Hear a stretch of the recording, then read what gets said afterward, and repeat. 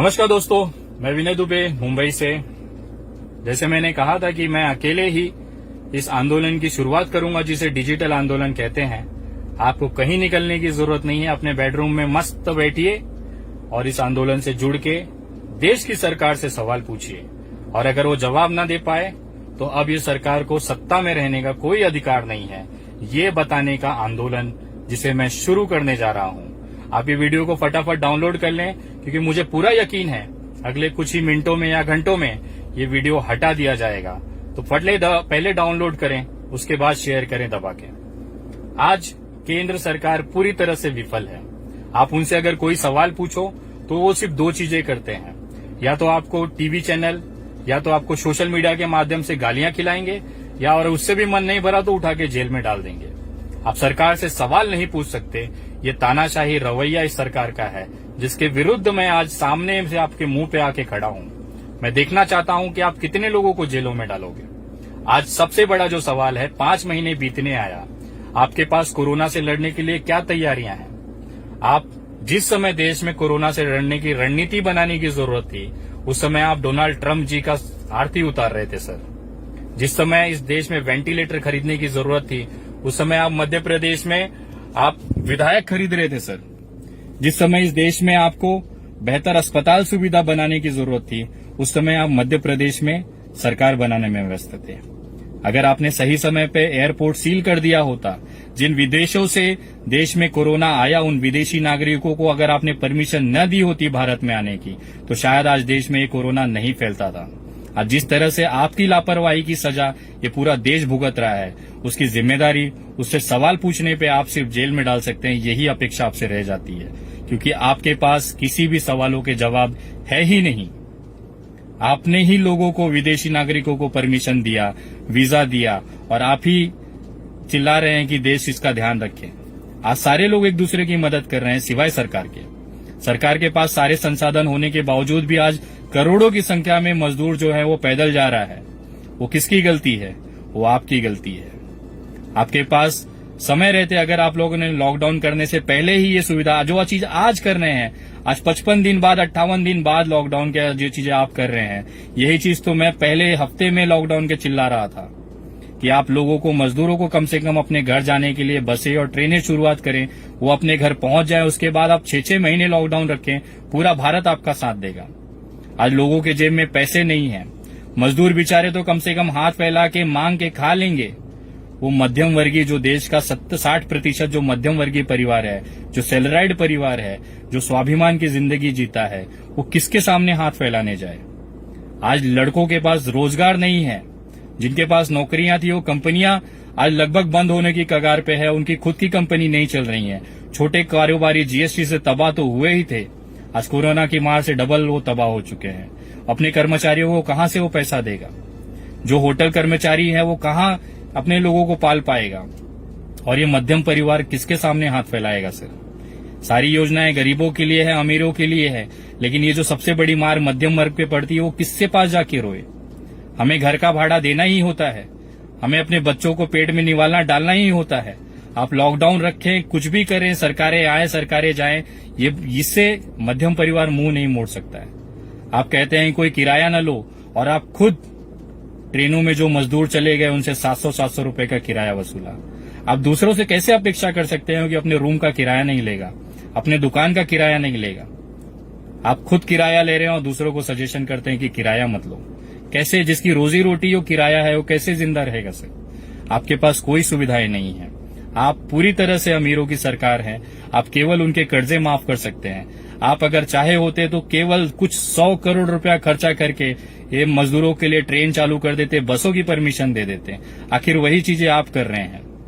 मैंने पहले लॉकडाउन के अंत में जो चीज कहा था, तो मुझे जेल में उठा के डाल दिया जाता है कि आपकी वजह से भीड़ जमा हुई, कोरोना फैला इस मुंबई के अंदर आपकी वजह से।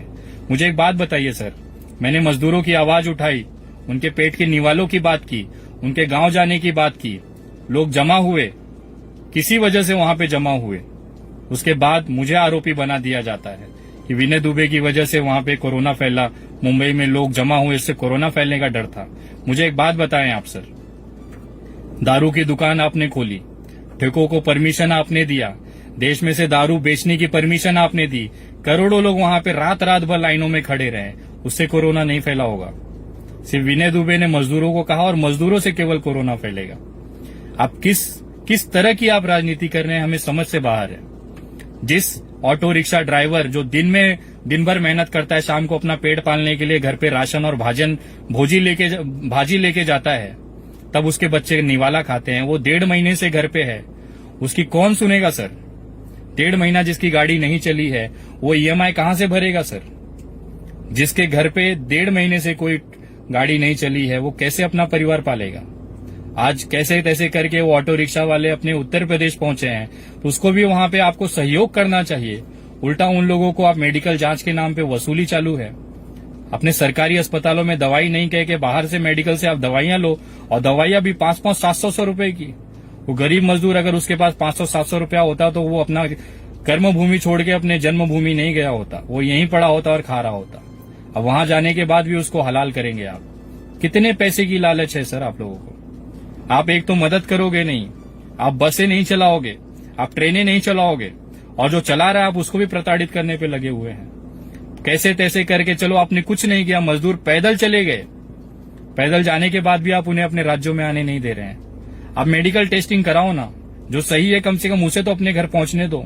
वो आपसे कुछ नहीं मांग रहा है सर, बस पैदल जा रहा है, उसमें भी आपको दिक्कत है।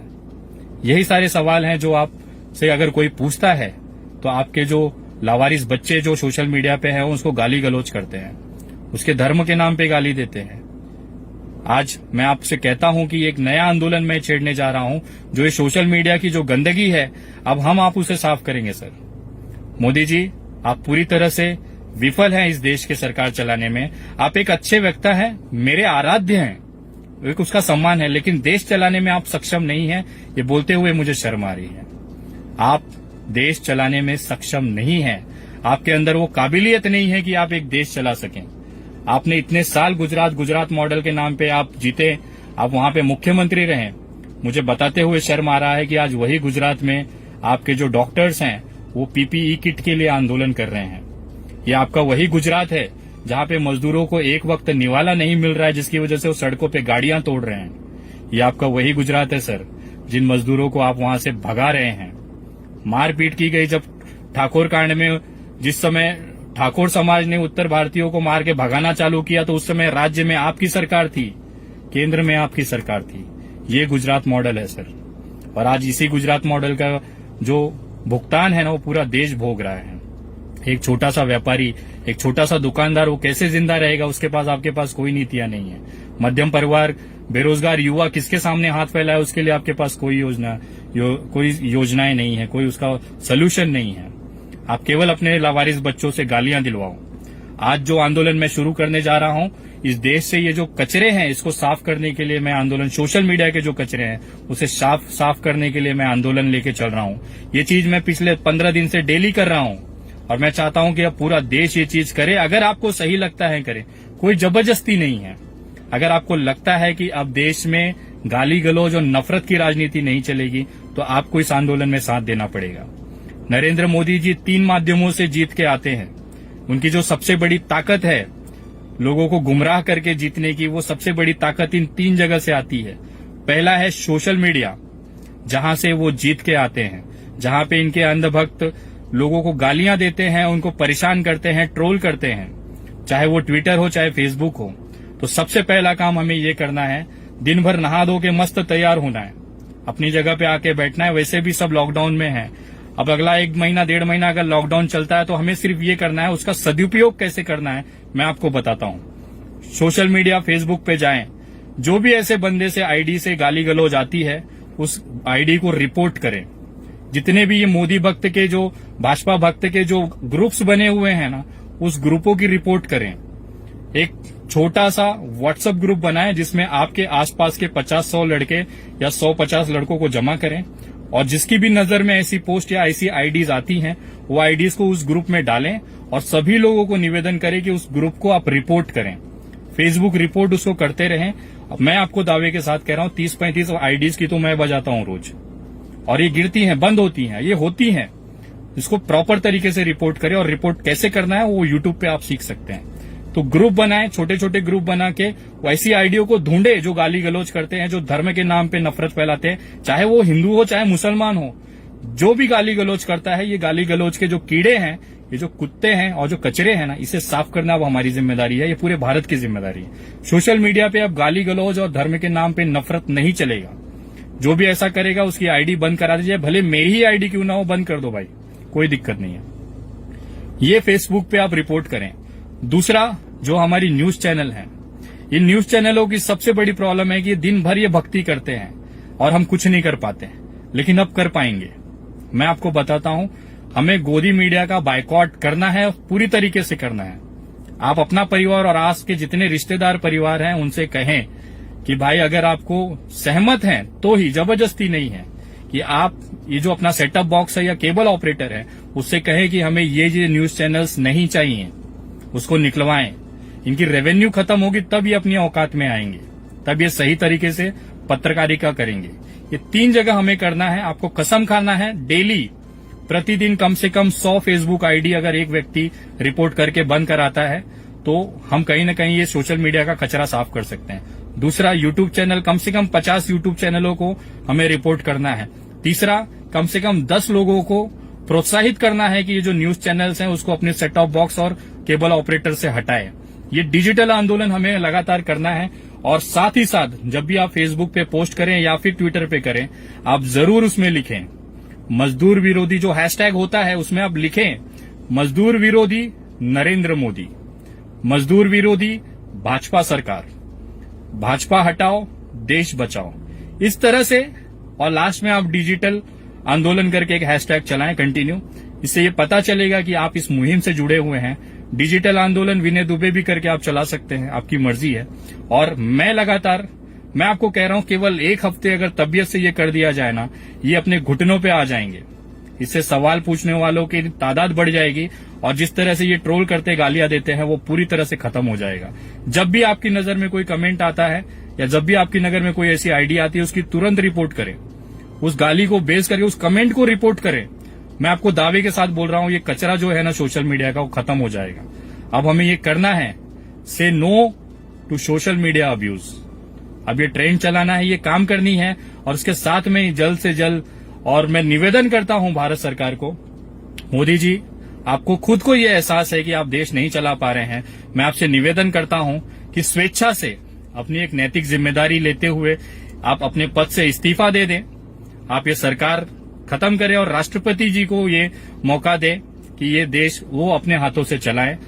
गवर्नमेंट चला लेगी, पुलिस चला लेगी, स्वास्थ्य सुविधाएं चला लेंगी, लेकिन मुझे ऐसा लगता है कि नरेंद्र मोदी जी और उनकी पूरी जो मंत्रिमंडल और सरकार है वो भारत देश चलाने में सक्षम नहीं है। तो एक नैतिक जिम्मेदारी लेते हुए प्रधानमंत्री जी अपनी स्वेच्छा से आप इसे इस्तीफा दे दीजिए और देश अब आपका भार नहीं उठा सकता है। आपने खुद कहा था कि देश की जनता जिस दिन चाहेगी उस दिन मैं झोला उठाऊंगा और चला जाऊंगा। तो मोदी जी, अब वो समय आ गया है, कृपया झोला उठाएं और चले जाएं। देश को माफ करें। आपने जितना भी देश के बढ़ाने में आपने जो योगदान किया है वो इतिहास के स्वर्णिम पन्नों में रखा जाएगा। आप एक बेहतरीन लीडर हैं, एक बेहतरीन वक्ता हैं, उसका जो सम्मान हमेशा रह जाएगा। अगर आपने स्वेच्छा से अपनी नैतिक जिम्मेदारी लेते हुए सरकार, अगर आपने नहीं छोड़ा, इस्तीफा नहीं दिया, मैं आपको कहता हूं अगले कुछ साल के अंदर, कुछ महीनों, कुछ साल के अंदर यही जनता आपको मजबूर कर देगी। उस समय बहुत ही बेइज्जती वाली हालत होगी। इससे बेहतर है, आपको अभी भी समय है, आप स्वेच्छा से ये सरकार छोड़ दें। आपका सम्मान, मान सम्मान उसी तरह से बना रहेगा और आपका जो इज्जत है, वो जो सम्मान है, वो हमारे दिलों में हमेशा आबाद रहेगा। आप एक बेहतरीन इंसान थे। और जो भी ट्रोलर मुझसे पूछते हैं नरेंद्र मोदी नहीं तो कौन, मैं कहता हूं नरेंद्र मोदी नहीं तो राजनाथ सिंह, नरेंद्र मोदी नहीं तो लाल कृष्ण आडवाणी, नरेंद्र मोदी नहीं तो मुरली मनोहर जोशी, नरेंद्र मोदी नहीं तो केजरीवाल, नरेंद्र मोदी नहीं तो हिंदू हृदय सम्राट के वंशज हमारे महाराष्ट्र के हिम्मत श्री उद्धव जी ठाकरे साहब। ये नाम है। आपको लगता है कि बिना मोदी जी के देश नहीं चलेगा तो आप गफलत में हैं। ये जो महाराष्ट्र है या ये जो भारत है, ये वीरों से खाली नहीं रहा है। तो आप ये भूल जाएं कि अगर मोदी जी नहीं है तो देश नहीं चलेगा। मोदी जी नहीं थे तब भी ये देश चलता था और मोदी जी नहीं रहेंगे, इस्तीफा देंगे या प्रधानमंत्री नहीं रहेंगे तो भी ये देश चलता रहेगा। तो कृपया ये ज्यादा से ज्यादा वीडियो शेयर करें। और अगर आप मेरे फेसबुक आगे मेरी आने वाले आंदोलन से जानकारी लेना चाहते हैं तो मेरे Facebook page the Vinay Dubey THE space Vinay VINAY space Dubey DUBEY, इस पे आप पेज को लॉगिन लाइक करें, फॉलो करें और इस पे आप मुझसे जुड़ सकते हैं। इस पे इस समय करीबन 65,000 फॉलोवर के आसपास हैं। ज्यादा से ज्यादा लोगों तक ये वीडियो बनाएं, पहुंचाएं। और जो लोग मजदूर वर्ग हैं उनको मैं निवेदन करता हूं कि आज ये सही वक्त है, अपनी आवाज उठाएं। आप सोशल मीडिया के माध्यम से छोटे छोटे वीडियोस बना के पोस्ट करें। आप तमाम लोगों से कहना चाहता हूं कि साथ ही साथ एक छोटा छोटा वीडियो बना के आप डालें और उसमें सरकार से सवाल पूछें कि मेरे घर का राशन खत्म हो गया है, मैं क्या करूं, मेरे घर पे बीमार है, अस्पताल में बेड नहीं है, मैं क्या करूं। सरकारों से सवाल पूछे, ट्विटर पे सवाल पूछे, लगातार वीडियो पोस्ट करते रहें, छोटी छोटी वीडियोस पोस्ट करते रहें।